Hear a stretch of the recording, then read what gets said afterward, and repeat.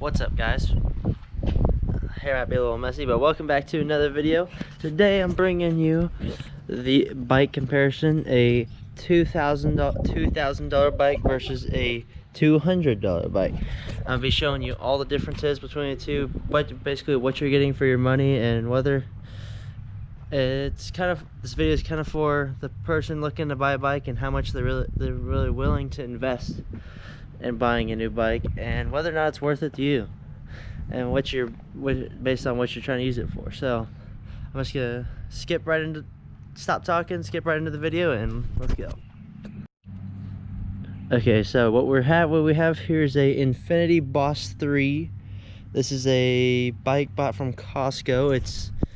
I think it was maybe like $230. And on the right here we have a Santa Cruz Chameleon R Plus, and I think that total with the dropper post it's about $2,300. So it's about $2,000 in difference. So I'm kind of gonna show you what you're getting for the price that you pay and whether or not it's worth it to you. Okay, so first off, you're gonna notice material is everything on here is gonna feel really cheap. And for example, this bike is much heavier than this one, and the Santa Cruz is not a light bike by any means if you compare it to a racing bike or like a road bike or anything like that. But this one is just a brick. It's probably steel. This one's probably more of aluminum, I'm guessing. I mean, I don't really know the materials, but I'm guessing it's probably something. That's how they cut the cost, is the materials are much lower quality. But you still get a bike that works with this at this price point.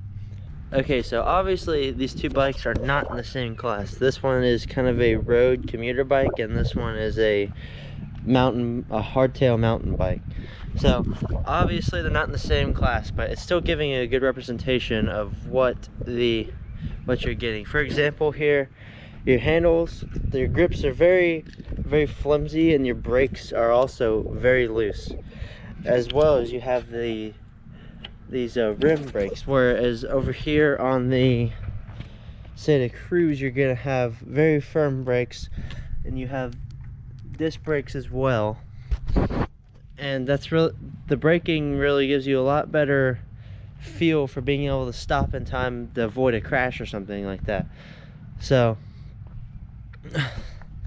I guess safety could be a factor for you depending on what you're using your bike for. Next up is the gearing.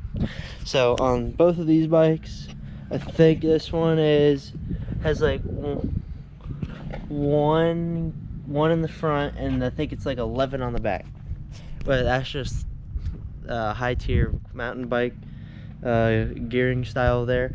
And on the Infinity here, you got one in the front with this very odd design. That's actually plastic right here. This crank in the front is actually plastic.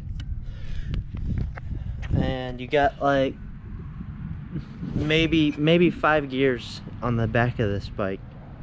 So very limited there. So it's not gonna be easy to climb hills with a bike with very few gears. And I bet you the derailleur on this as well is also not very high quality, and the shifts are probably very clunky.